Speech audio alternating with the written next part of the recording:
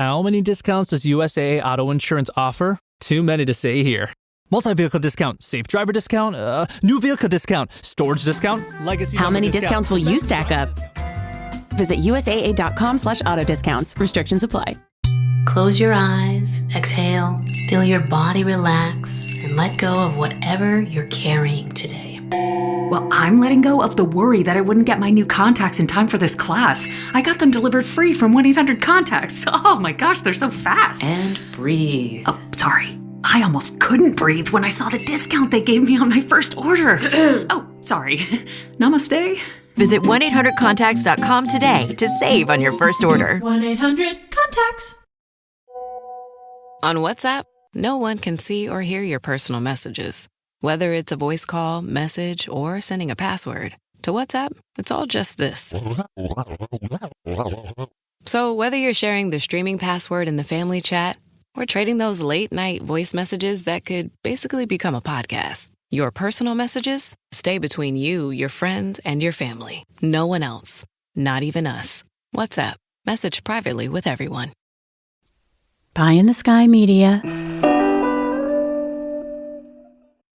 This series contains adult language and descriptions of graphic violence throughout. Listener discretion is advised.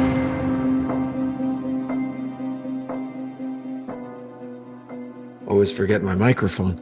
3, 2, 1. Happy summertime, Murder Chronicles Nation. There's a little thing I do with my children when I see them when they're going out the door to camp every morning. I go for a low high five and say 2 for summertime, and you go double clap. So give me 2 for summertime, Carolyn. 2 for summertime. Come on. There we go. All right. All right. No, 2. Like 10. No, I can't. I can't. You can't stop this. It's you 2 for can't summertime. stop what this is. Welcome back, Murder Chronicles Nation, to another bonus episode of the million download podcast, The Murder Chronicles. I'm still taking a little victory lap about that because I'm just so jazzed about it. Congratulations again. With me, as always, the great Carolyn Osorio. Like I always say, we don't deserve her, but yet she graces us with her presence every week. You know Carolyn, what's so funny is I've thought about this many times. Like if I started gushing over you the way that you gush over me in the beginning, you would probably just wilt into like some kind of, I don't know. No, I would accuse you of being a filthy liar. Okay, that's a filthy liar. Yes.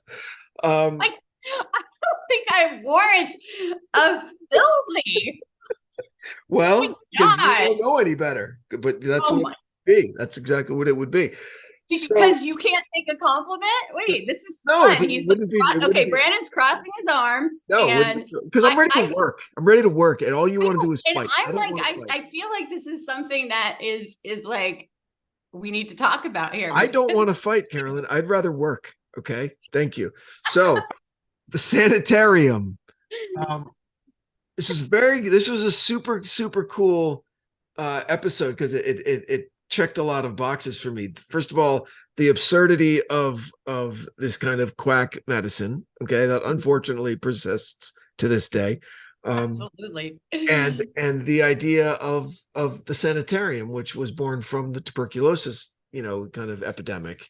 And I just remember, watching the movie Tombstone, and that Doc Holliday died at a sanitarium in Glenwood Springs, Colorado. And then, about a year later, I was in Glenwood Springs. I went, oh, it's beautiful. That would be a cool place to die if you have a ravaging lung disease. And then what wonderful thoughts go through your mind when you're in nature, Brandon? Yeah, it was beautiful. And then I was just watching a movie last night, another Western, 3:10 to Yuma, the most recent one with Christian Bale. Where the big reveal not the big reveal, but one of the reveals at the end is why Christian Bale kept his family on a failing ranch in the Southwest, was because his youngest child had tuberculosis and would die unless he lived in a dry climate. And I went, oh, and that made Russell Crowe respect him and okay, I'm not going to kill this guy. So wherever the moral of these stories is that wherever there is a public need that can be exploited, in come the grifters. Absolutely. In Yes. Grifters, you know? Right. And just the wealthy people who have so much money that they are like hook, line, and sinker. You know, it's not just the grifters, it's the people who are buying what they're selling. There's always those people that are going to be doing that. Yeah, that want to believe, and it's exploiting a real a weakness, right? And a desire for to be healthy. You know, I'm a victim. I'm a victim of a charlatan. I'll explain to you in a minute, but go ahead. Well, I think I wanted to like really set up the family history with all the death in their family. This is how this happens, where you become obsessed with health. It's from desperation. It's from desperation and fear. And like it totally makes sense. Now, I don't know if that's what happened, but I don't think you need to be a psychologist to think, yeah, you want your dad die, you want your mom die, you'd watch 2 sisters die. Fever, yeah, right? That you're for your health and you just want to prolong your health. For me, it was even more insidious because it was about my daughter. My daughter, when she was 2, was vomiting every day like crazy and couldn't stop it. She was down to like 19 pounds, distended belly. It was the worst period of my life. We couldn't get a diagnosis, right? We had no idea what the fuck was going on with her. And going broke on specialists, like seeing every doctor in LA. No one could figure it out. Okay. Brutal. And I was at my wit's end, and a woman down in Santa Monica was recommended, a doctor, right? And I was like, okay. She had a lot of weird letters after her name, and neither of them were M or D. Okay. So she was a quote doctor.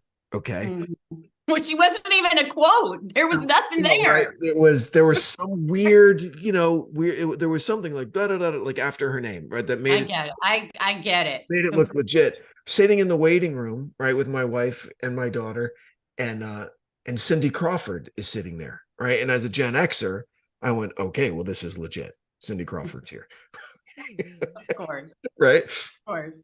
Go into this woman's office. And I can't believe I fucking fell for it. But this is how desperate my wife and I were for some diagnosis, for some kind of, because we had an MRI scheduled for like Christmas Day for a brain scan because I thought it was a fucking brain cancer. Right? I mean, it was the worst, like I said, the worst time of my life. And so we walk into this woman's office, and she goes, all right, some background, and she says this. She actually said this. Did she fall as an infant? And I went, yes, because she fell out of the stroller once. What fucking baby didn't fall down at some point in their infancy, right? It was such a loaded, like, carnival barker charlatan fucking question, okay? I'm like, yes. And the woman goes, well, what happened was it knocked her internal organs out of whack. I'm like, oh my gosh. So you really connected with this episode. Whoa, that totally makes sense. Can you fix her? The woman goes, yes, I can fix her. I'm like, how? Well, I'm going to lay hands, and I went, and I'm what did you say? I can't even, here's the thing. I can't even, Carolyn, I don't even know what you're going to say. She's so confident, and I'm so desperate for an answer. I went, fucking do your thing. Go. So she did something on my kid's belly. And then she's like, all right, I need to draw blood, which was the worst. There were so many blood draws. And for a 2-year-old who doesn't fucking get it, and I have to pin her down, it was awful. Okay. And she goes, and we're going to get a full workup of food sensitivities. I'm like, okay, now I want to punch someone in the face when I hear that, right? And we'll send you the bag, $3,000, please. Okay, awesome, great, thank you. About 3 weeks later, we get the whole breakdown of foods to avoid, and it was avoid all like vegetables and avoid dairy and all that, and like heavy on breads and grains and all of that. And she got fucking worse, a lot worse. And then finally, there was one doctor that our pediatrician said, stay away from. This woman is a pediatric gastro, but she overtests. She's so invasive. Like, don't go to her. I'm like, that's all that's left. So we go. And yes, this woman ordered 1 million tests, but one of them that she ordered was a test for celiac disease. I was going to say celiac. It was a fucking $200 blood test. and she was off the charts for celiac. There's 5 markers for celiac. Those carbs probably if you hit 3 of the markers, if you hit 3 of the markers, you have celiac, and my daughter hit 5. Okay, that's why it was so difficult to diagnose. She was the first infant in like LA, the annals of LA County fucking medical history, that presented with vomiting instead of diarrhea, because it was such an extreme case that none of that gluten even got past her stomach, which wound up being the saving grace because it didn't get in. How long from when the vomiting started happening until you got how much? 6 months. Felt like 60 fucking years. 6 months. Oh my gosh. Yeah, it was triggered by a virus that kind of, I'm not a doctor, so believe it or not, but that so I might be explaining it wrong, but it's a genetic disease that was in her genetic code from when she was born, but it was kind of, the doctors had turned on when she got a specific virus when she was a kid. And so for the first 2 years, she wasn't susceptible or whatever, wasn't celiac, but then she suddenly was, very much so. And so everything about that fucking quack doctor in Santa Monica was obviously bullshit, including all the blood work and all that bullshit muscle testing and all of that nonsense, because what came back was the exact opposite of what you should. I know. Yeah. But you know what? You have to have so much compassion knowing the story that you just shared, with like, you have to remember how desperate you were. And, I can see it on your face. I could see it, just like you were there again. Yep. Like you're never going to forget what that felt like. And that's what, these are the people that these charlatans go after, because you're so desperate. Yep. Oh my gosh. So it struck a nerve, and now I'm kind of an unofficial get in your face when someone tries to let me to convince me, oh well, maybe we're at the wrong no, maybe it's bullshit. Okay. Why do you feel the need to convince people? I don't get that still. Because in that sense, it's harmful. In that sense, it's harmful. Years before that, when my wife's mother was dying, and she suddenly kind of developed these massive anxiety attacks. Okay. And she has a friend, I won't say her name because I love her, but she's a fucking 2/3 of a whack job, this woman. Okay. And believes in a lot of this nonsense. Okay. Convinced my wife to go see one of these bullshit quacks. Okay. And, it was during the swine flu epidemic. Okay. And this woman did like some weird, hold this in your hand and let's see if it affects your muscle in your arm and all that shit. And told my lovely, kind of wounded emotionally wife that she had swine flu. Right. Why was your wife going for, I know, but why was, I get that, but yeah. Why was your wife going to someone when it was about her mom? Because her best friend said this woman will help you. Okay. Because your wife was stressed out because of everything that was going on. Much, right. Stressed out like crazy. Yeah. And it's just one of those things that I mean, I think that just shows like anybody, and we've talked about this before, like anybody is susceptible to this, Branden. Not me anymore. And that's not true. I don't believe that. I don't believe that. It is true. Your children, your wife, your loved one, and there was no hope, you would totally be going back to that one lady and just being like, hey, is Cindy Crawford here? You need to talk to her. I would not. I would never. I would never, because several things happened to crystallize kind of my resolve with regard to alternative medicine. Okay. Several things kind of happened in a row. All right. And one of the big ones, believe it or not, was through a piece of entertainment. There's an Australian entertainer who I think, if not a genius, he at times is able to tap into a genius kind of creative stream. And it's a guy named Tim Minchin. He's hilarious. And he's a concert level pianist. And he uses his powers for satirical fucking wonderment. Okay. And he wrote this like 14-minute. Pretty good. Yeah. He wrote this 14-minute beat poem called Storm, which everybody should listen to right fucking now. Tim Minchin. Did you ever watch the movie So I Married an Axe Murderer? Yeah, of course. 1991. Woman. You know when he's on stage? Woman. Harriet. Harry it. Right? Yeah. Of course. He's amazing. But all you have to do is look up the definition of alternative medicine, and it just means not proven to be efficient or not proven to be effective, or already proven to be not effective. Like, that's it. So when anyone says, I mean, you're not convincing me, because I know, but I know that, like, right. I guess my feeling is that I have such compassion for people who get roped into this, and I think that and I'm sorry to interrupt you again, but then the next thing that I was going to say on my path to the truth was a Carl Sagan quote. That is the counter to what you're saying. Like, I understand, and I have compassion for people who are in such desperate need of some kind of answer. And Carl Sagan would say, I will opt for the hard truth over a reassuring fable every day of the week. Just what is the truth, and I'll fucking deal with it. Right. But don't tell me that there's some miracle cure out there that for some reason. So you don't need that. Whatever. So you don't need that, but other people do. Other people do. And I wouldn't deprive them of that.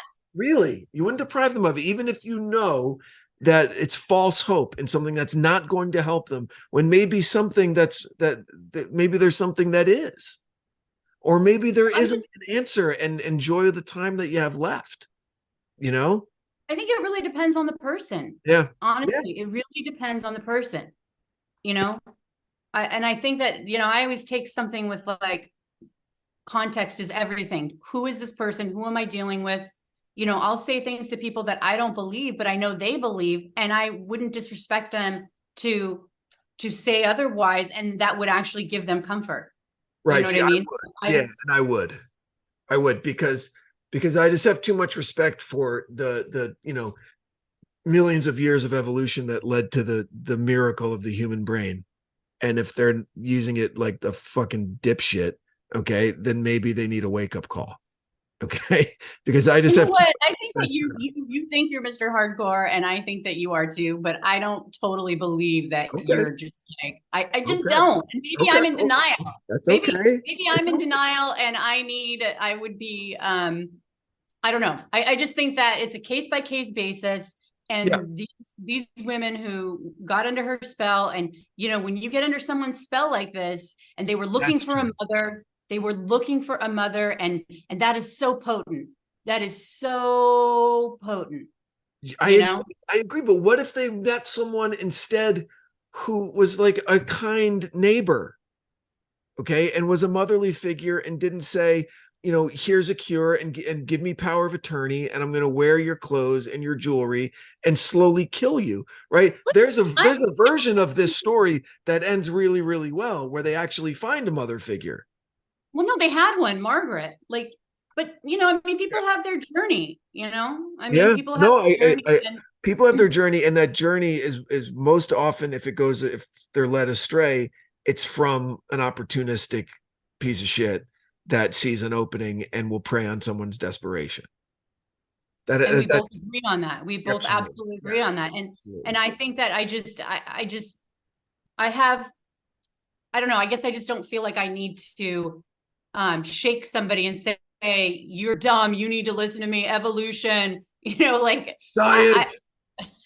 Science. Listen, as good as enjoyable as an all-day enema sounds, okay? Nice transition.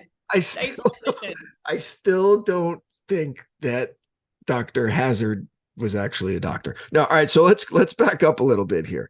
So early 1900s, fabulously wealthy sisters, orphans. They're a little old to be called orphans, right? But they are technically. I know. Technically, right. They are. And they were actually called spinsters, which is so messed up. It's like spinsters. Yeah, right. Way to label a woman Totally. Guys, what is like the male version of that? There's nothing. Bachelor, confirmed bachelor is the male version of spinster. But okay, confirmed bachelor, I think George Clooney. Spinster, I think of this woman I used to live next to in Hollywood, right? With like 19 cats and wore the same cardigan every day, right? Like that's what I think of. Of course, that's why I take issue with the word spinster. As you should. So is. As you totally should. Like nowadays, like back then, Jennifer Aniston would be considered a spinster, right? Because she doesn't have a husband and children. Yeah, I know. It's crazy. And it's so shitty. Why are you smiling so hard? It's hilarious. It's really, really why? Because you didn't use spinster in the episode, and you should have. No, I refuse. I'm not going to do it. I don't want to do that. I can't stand that word. I don't like that word. But it would conjure up such beauty, theater of the mind, Carolyn. That's what we're producing here, theater of the mind. So no, I wish you. I'm not gonna move that forward. I think that's like awful. I love the interview subject in this, and he said a really interesting thing that I jotted down quickly, but something about a day with Venus. And I knew, yeah, as something forever with Mercury. Forever with Mercury, yeah, like an STD. Yeah, like you hit that, and then you're dealing with this for the rest of your life. But you feel okay, but you're dying because you're dying, right? Yeah. So that was interesting. It was just Hazard is an interesting caricature of the long con. Just really the long play, and just, it's like she cast a really wide net promoting her book, right? And she knows that the people who are going to respond, because it took a lot more. It's not just like clicking a like it is today. Like you have to write a letter, you have to mail, you have to get whatever. And she's like, all right, these are the people that I could really start working on. I'm going to send them the book right away, right? I'm going to invite them up here, say, I have the cure. I have it. Shh. Hear that? Big waves are calling. Dive into refreshment with Kona Big Wave. Tropical flavor and the taste of aloha in every drop. This summer, don't just listen. Join Kona on the Big Wave Bonfire Tour. More information at konabigwave.com/bigwavemusic. Kona Big Wave. Liquid Aloha. Copyright 2025 Kona Brewing Co., St. Louis, Missouri. Mahalo for enjoying responsibly. So good, so good, so good. Ready to rack to school and save big? Get to your Nordstrom Rack store today for thousands of deals from just $20. Because I want to look fresh. How did I not know Rack has Adidas? I got a new backpack. Score everyone's favorite denim, sneakers, boots, and activewear from Nike, Levi's, Steve Madden, Madewell, and Free People. Great brands, great prices. Everyone's got a reason to rack. Shop Nordstrom Rack and make it the best school year ever. See, now I wonder, and I don't want to jump ahead too much, but like for me, the way where my brain goes is she a sadomasochist? Because yes, it's the long con, but it's also, you'd really have to enjoy that, because how could you do it time and time and time and time again? And the people are begging for food and they're getting thinner and thinner and thinner. And it was like that comment about, let me see your tongue. And like, it's not clean. It just seemed like something. What? Your breath must be sweet. It's disgusting. So, well, the opposite side of that is there a version of this where she was a true believer, where she actually thought she was helping? Well, that's what I wonder too, because she took her own cure. Right. Well, and treatment. See, because one thing I know that I don't believe was that she was a murderer on purpose, that she had the intent to murder people, because dead people don't pay you. Right. It's like drug dealers don't want people to OD. Loan sharks aren't going to go kill people that owe the money because dead men don't pay. Right. Like, I don't think she said, she goes, I'm going to kill these bitches. No. I absolutely think she did, because once you have somebody signing over all then things. If she got all of her alleged 14 victims to sign powers of attorney and just relinquish all that, then fine. Yeah, fucking get rid of them. And then you could say, oh, they died during medical treatment. You know, they signed a fucking waiver, whatever. But I still find it, I don't know if I fully believe that the intent was, because that's some shit. Then she's just a I think that that's some shit. I think that there's something. All right. So I think there was something going on with her. That's Hannibal Lecter level, like torture, you know, and reveling in it and enjoying it and being on a I think that you hit the nose right. Well, that makes it really, really, really dark. Yeah, because if you do a Google search on Dora Williamson and you look at what she looked like, I mean, it is like Auschwitz level shit, right? Yes. And I think that like people, and it reminded me like how people, when you're sick, people do run from you. You know what I mean? Like when you see somebody that's visibly sick, like before everybody was wearing masks with COVID, it's like when you saw someone wearing a mask, you know, I'm not saying that I am proud of this, but to be honest, like you kind of were like, what's going on with this person? You know sure. No, I mean? I would avoid the nice Chinese old ladies at the airport, you know, like 10 years ago when they were the only ones wearing masks. I'm like, okay. But just anybody, if you were seeing people that were wearing masks. Like, I'm not making a joke. Like back then, the only people I would ever see wearing masks in public were older Chinese women, like at the airport. Okay. And I was like, anytime you would see someone. Like that, right. Or they know something. Right. Yeah. There's something. They know something like, oh my gosh, are you thinking it's like the next pandemic when you see them? Yes, 100%. I'm like, do they know? Because I saw 12 Monkeys. Remember the movie 12 Monkeys? Of course. Yeah. I'm like, I mean, is she in a city where the 12 Monkey shits happened? Right. You know what's crazy is that my husband and I are watching. I love Idris Elba. I don't know. I mean, I absolutely. Yeah. He's the best. All right. Easy. Okay. I just have to explain this. So we're watching this new movie that Hijack. Right. Yeah.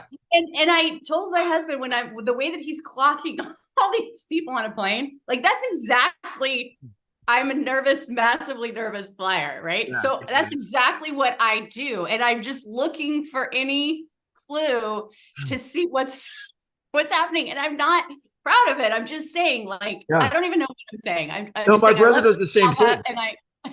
My brother does the same thing. My brother, ever since 9/11, you know, my brother was supposed to die on 9/11. Did I ever tell you that story? No. He had a flight on United 93. He had a ticket on United 93. He was living in San Francisco, visiting my mom in Jersey. Okay. No wonder he does that. Yeah. He had a ticket to fly home. And then the night before, on September 10th, obviously, he's at the shopping with my mom for groceries and runs into a buddy of his who had tickets to the Yankee game that night. He said, my brother's name is Blue. He goes, Blue, I got an extra ticket. You got to come to the Yankee game. He's like, all right, but I got to go home early. I'm flying back to San Francisco in the morning. So they go. Roger Clemens was supposed to be pitching for his 20th win in a row, which would have been a record, but it rained in New York the night before. The game got rained out. It was a Monday night. Okay. They come on the loudspeaker and they say, all right, the makeup is going to be Thursday. So my brother's like, fuck it. I'll stay a couple more days and see Clemens pitch, and didn't get on the plane. Isn't that fucking crazy? And so I wake up that morning. Which one was 1993 Shanksville, where they took over the plane and fucking crashed it into the ground. Which one? The one that is in Washington, D.C.? No, the one that went down in Pennsylvania, where the passengers took control of the flight. Yes. Yeah. Okay, where the guy was like, let's roll. Let's roll. The fucking let's roll flight. Yeah. And so I wake up that morning, and my father was a United Airlines pilot in the air at the time. Mm-hmm. Okay. And United was targeted. So I wake up in the morning, all just fucking groggy in LA, like, I'm a dipshit actor. Right. And I look down at my desk. Okay. You look exactly the same. No. As all of the news is being assaulted by all of the news. And I look down and I see Blue's flight info, UAL 93, Newark to San Francisco, just as that plane is crashing. So I think, right. And my dad's in the air.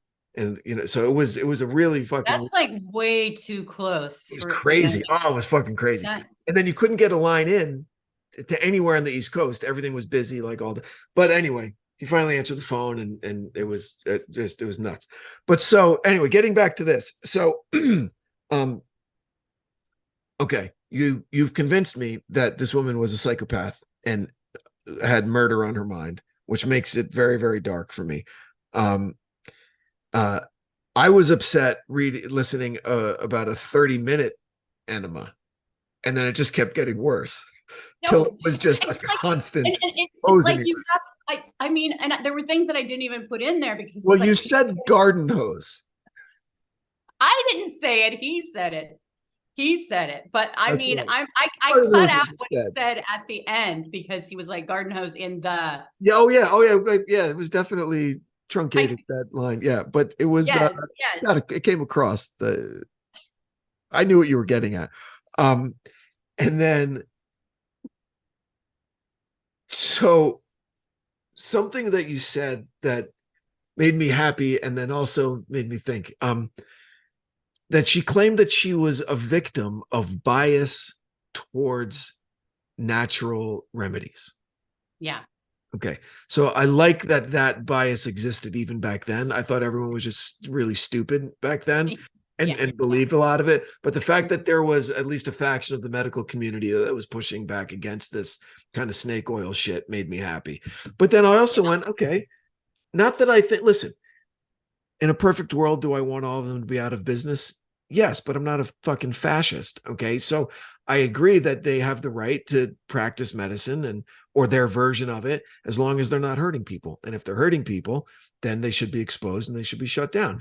But if you're just going for a placebo effect, or if, you're taking fucking supplements, or, I've had great chiropractors that also tried to push these fucking nonsense supplements on me, and I went, no, thanks.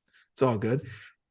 And then they try to do some weird, like infrared fucking, I'm like, no, just crack my neck, crack my back, make me go, oh, that feels a little, and I'll leave. Right, that's it. But you hit the nail on the head, is the placebo, and that's the part that I was trying to get to earlier, which is I absolutely believe in placebo. Like it's 50% as effective as drug makers really, if they can beat placebo, they've got a winning drug.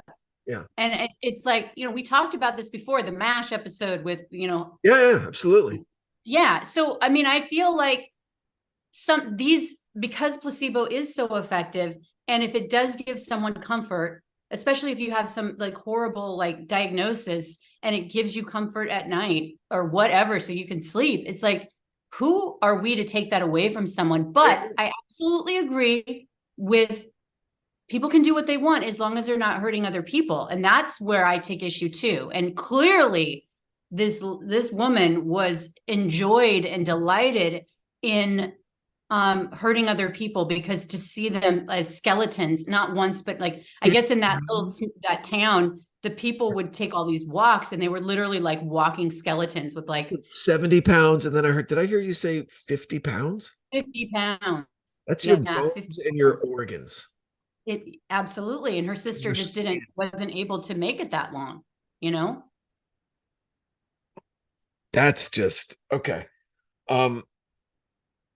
So the history of sanitariums is actually kind of interesting, because at first it was just climate related, climate and diet and exercise and like mineral baths, and like that's what in Colorado, a lot of hot springs and that, and sulfur springs and shit, where kind of and that kind of stuff works. Like Franklin FDR, he Georgia, would have that warm springs, and it's healing. I mean, I totally believe that works. Well, you don't have to believe it, because like it's therapy. Like you're swimming, it's a full body exercise.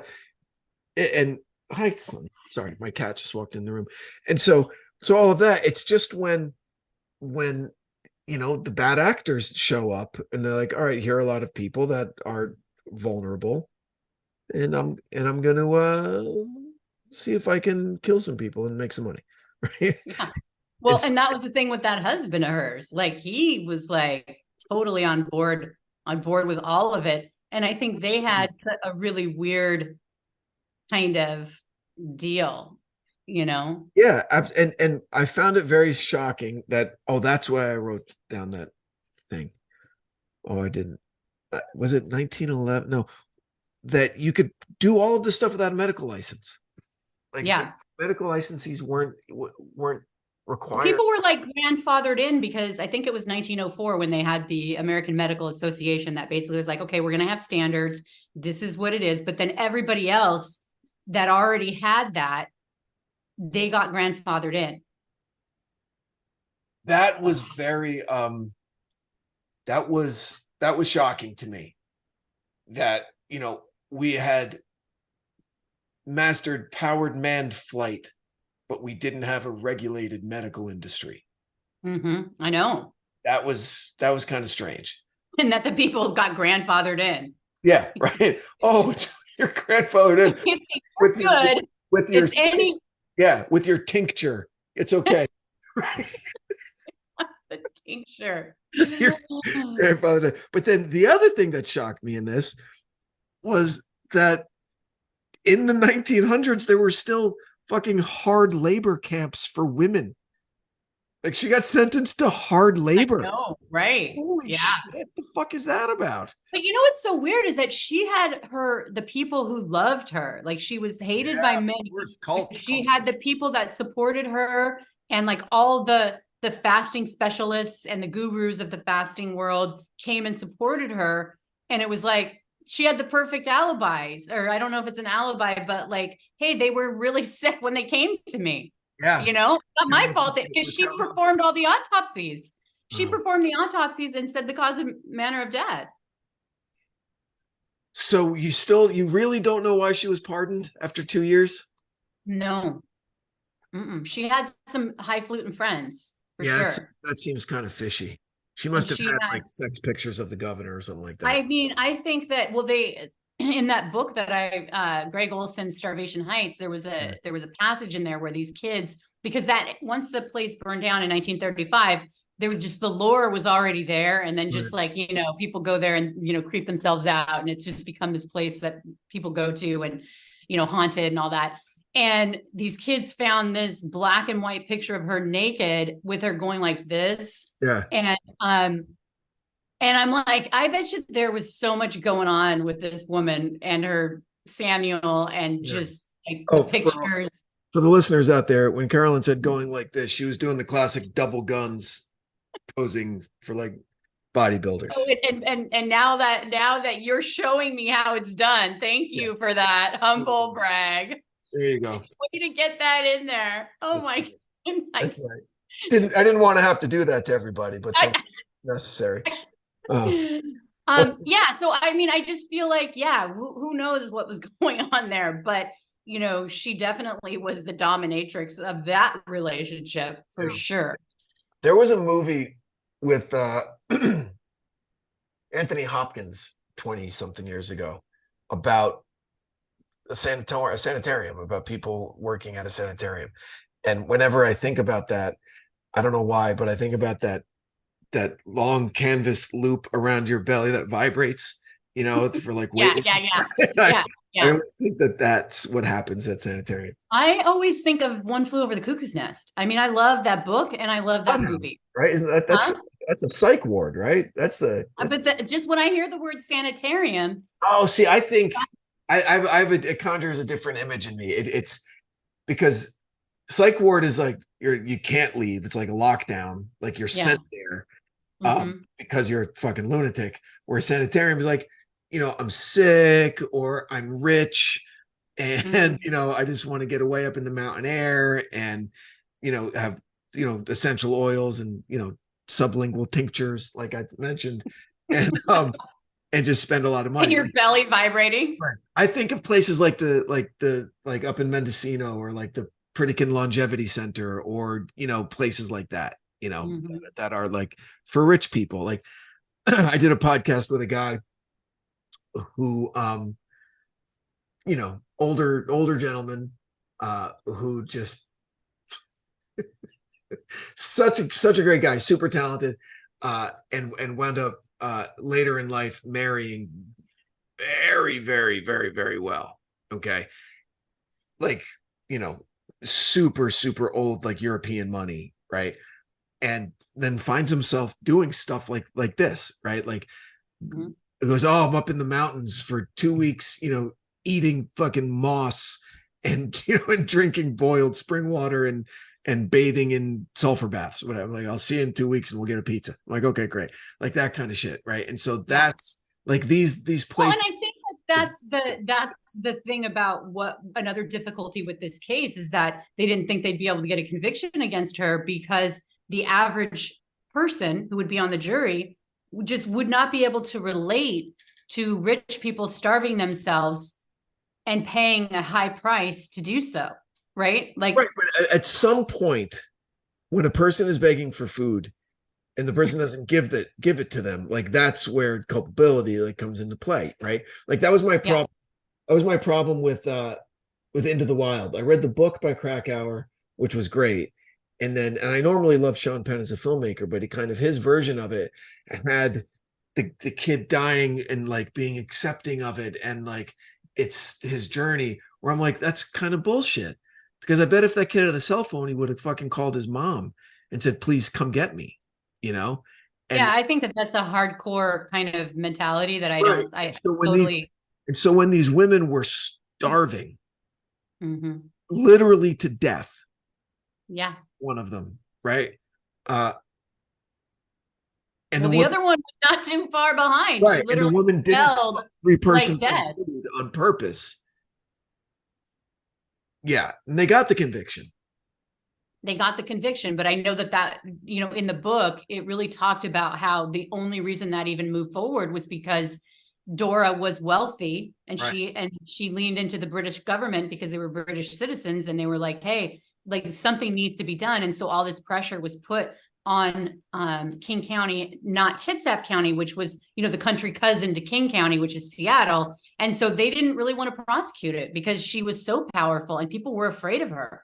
And, her reach was immense. And so I don't think she would have been prosecuted were it not for Dora and her money. And they had to pay, at first they were going to have to pay for the prosecution. Fuck. Wow. Yeah. So that's one of the things that they had to look at. Like, are people going to be able to relate to this sister who died because, she could have eaten, but she was so under her spell that, and obviously she broke out of it because I don't know how she got that cable out, but both of them would have died if she hadn't. That's really interesting how that happened. Like, I'd love to know. Obviously, in her kind of protein deprived brain, she actually was able to have some coherent thought and fire off a missive, like send lawyers, guns, and money, kind of come help me. Well, she had to convince somebody, a member of the staff, to do it. Somebody.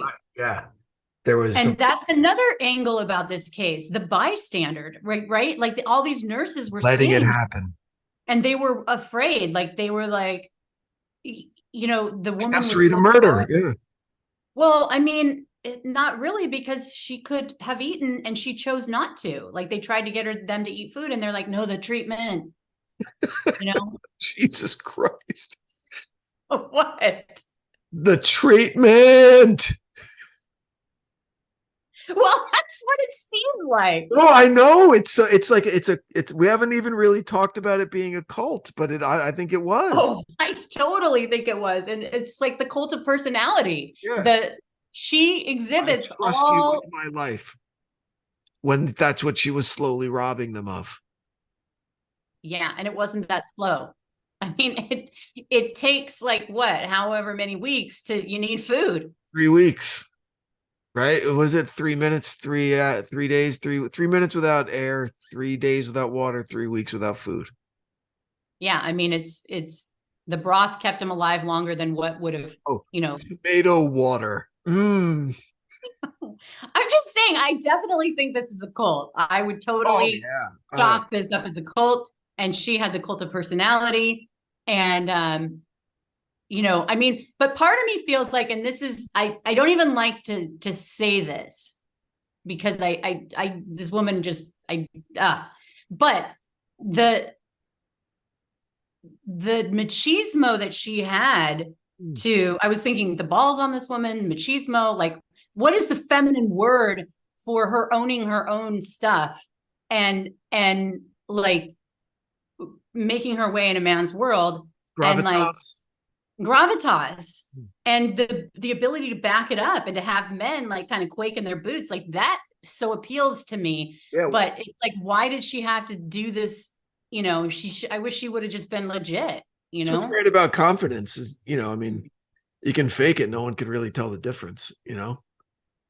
Well, there's the earned confidence that is what I admire. Yeah. But just being able to steamroll people. I mean, people thought that she was like not a witch, but just her confidence and her ability to sway people. At the end of the day, she was just a grifter, murderer. That's it.